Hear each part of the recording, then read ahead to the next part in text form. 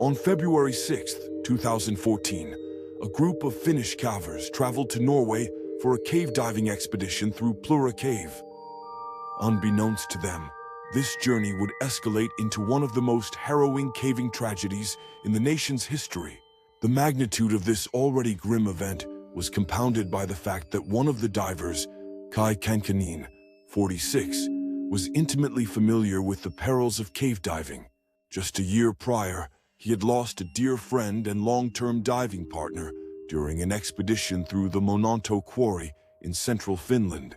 Yet, within months, he was back, preparing to plunge into one of Europe's most treacherous underwater cave systems. This time, he was accompanied by 4 other elite divers: Patrick Grankvist, 42, Jari Huotin, 40, Jari Usamaki, 34, and the youngest, Vesa Ranton, 33. Their strategy was to enter through the submerged opening in the Plura River and exit via a second entrance. However, achieving this successfully would be far from simple, largely because Plura is recognized as the deepest known cave in Northern Europe. The connection between its 2 entrances had only recently been discovered, meaning there was limited information available for effective navigation. This newly charted route plunged over 130 meters into frigid, pitch-black water, characterized by brutal cold and constricting passages, further elevating its extreme difficulty. Even if everything proceeded without a hitch, the dive was projected to last 5 hours. In such brutal and unpredictable conditions, the margin for error was virtually non-existent.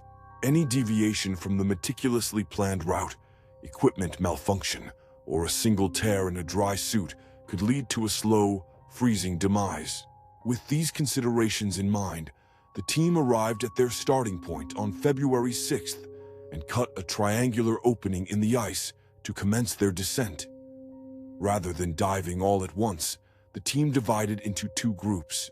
Jari H. and Patrick led the way, utilizing underwater scooters to conserve energy, while the other 3 followed 2 hours later, allowing sediment to settle for improved visibility.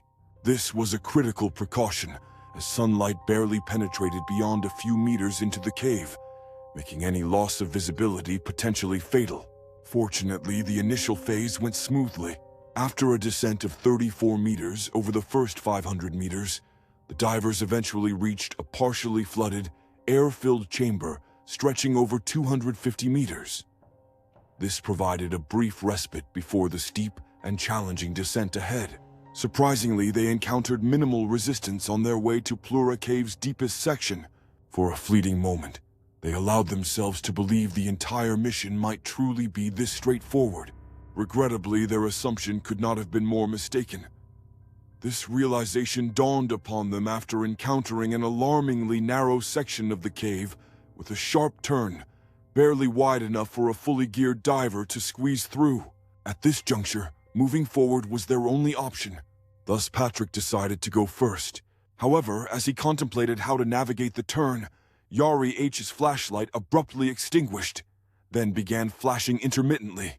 As Patrick turned back to ascertain the situation, he witnessed Jari desperately signaling for help.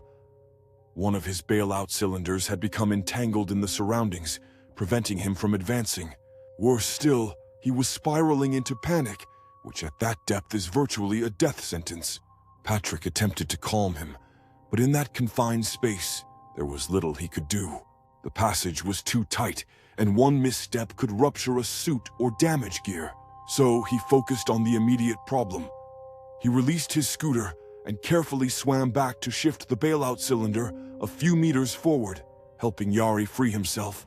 Yet when he swam back to check on him, the situation had deteriorated significantly. Yari's breathing regulator was somehow dislodged from his mouth. Patrick reinserted it as swiftly as possible, but lamentably, it was already too late. Yari's lungs were already filled with water, ending his life.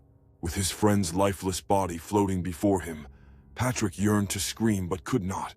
He had to maintain composure, lest he become another victim of Plura's cold, indifferent depths. After taking a moment to collect himself, Patrick checked his dive computer to determine how long he needed to remain submerged to avert decompression sickness. To his horror, it displayed 400 minutes. This was a chilling increase from the 120 minutes he had seen earlier. What was intended to be a 5-hour dive would now consume as much as 9, and any prolonged stay would only extend this time further. With no other recourse, Patrick turned away from his friend's body and began swimming toward the second entrance. Now, with no one else to accompany him, he failed to realize that the second team was heading directly into the nightmare he had just escaped. Following the original plan, the remaining 3 divers departed exactly 2 hours after the first team. As they descended to the deepest section, Visa heard a distress signal emanating from someone's diving equipment. Fearing the worst, he swam toward the sound, only to be confronted by the very outcome he dreaded. He saw his friend Yari's lifeless body obstructing the narrow tunnel ahead. It was too much for him to even bear looking at. Unfortunately, the constricted passage left him no alternative. If he wished to proceed, he had to confront it head-on.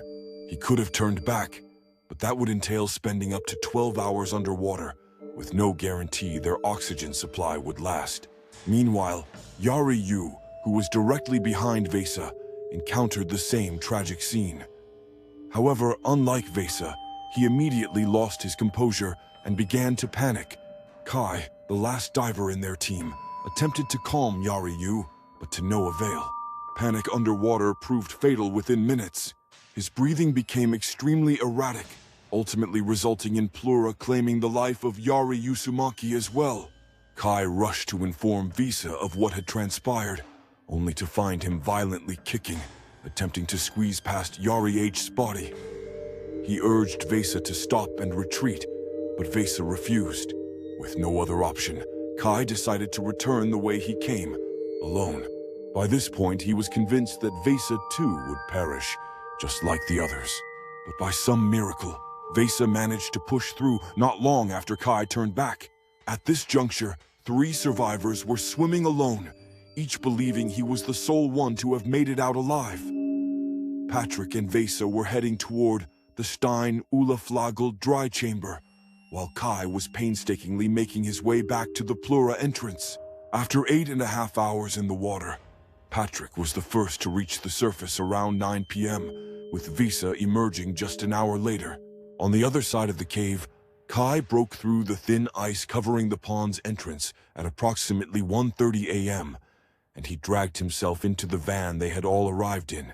He didn't know if Patrick or Visa were still alive, but he clung to hope and began waiting for their arrival. Fortunately, he did not have to wait long. The 2 reached the van around 2 a.m., signaling the conclusion of their horrific journey through the underwater cave. However, as terrifying as Plura was, it was far from the only cave to push the boundaries of human endurance. Just 4 years later, a descent into the world's deepest cave would also transform into a horrifying fight for survival. This later incident made Plura appear almost merciful. Vario Cave, nestled deep within the mountains of Abkhazia, plunges over 2,200 meters into the earth. Fewer individuals have successfully reached its bottom than have ever ventured into space. Consequently, in September 2018, a team of Russian cavers led by Pavel Demidov decided to tackle this challenge for a second time. As it happened, they had already accomplished this feat just months earlier, not only reaching the cave's bottom, but also successfully measuring its record-breaking depth. The only distinction was that this time they were joined by 2 new faces: British cave photographer Robbie Schoen and his assistant Jeff Wade. Their objectives were twofold: to photograph the cave's extraordinary terrain and to collect samples of potentially new species of shrimp and scorpion. Both endeavors would contribute to understanding how life could sustain itself in an environment entirely devoid of sunlight. However, exploring this cave necessitated extensive preparation. Each caver had to haul over 30 kilograms, or approximately 66 pounds, of gear while encased in layers of thermal clothing to withstand the cold. The descent itself was equally brutal. To enter, they had to lower themselves through a narrow vertical shaft that dropped 32 meters straight down. And that was the easiest part, because the only way down from there was through thousands of meters of narrow, twisting tunnels. Reaching just the first camp, 600 meters deep, took around 8 hours. Fortunately, this also served as their initial rest stop.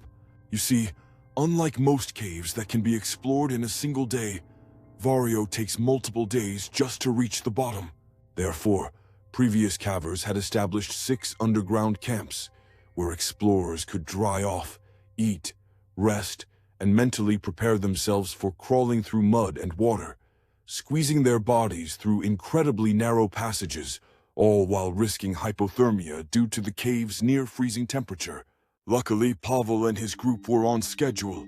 After 4 days of grueling descent, they finally reached the deepest camp. The plan was to remain there for over a week, explore the deepest tunnels, and photograph the surreal turquoise lake at the cave's end. And that is precisely what they did for the first 6 days. They even managed to collect some samples of the tiny organisms thriving in that darkness. This serene exploration, however, came to an abrupt and catastrophic halt on day 7. The initial individuals to encounter this looming disaster were Roman and Natalia, 2 team members who had departed just over a day earlier for a flight. Following a thunderous roar, thousands of liters of water surged into the cave, inundating it without warning. They promptly contacted the rest of the team below via a previously installed cable line. Yet, Robbie and the others were not as concerned as they perhaps should have been. Flood pulses were not uncommon in deep caves, and they typically subsided swiftly.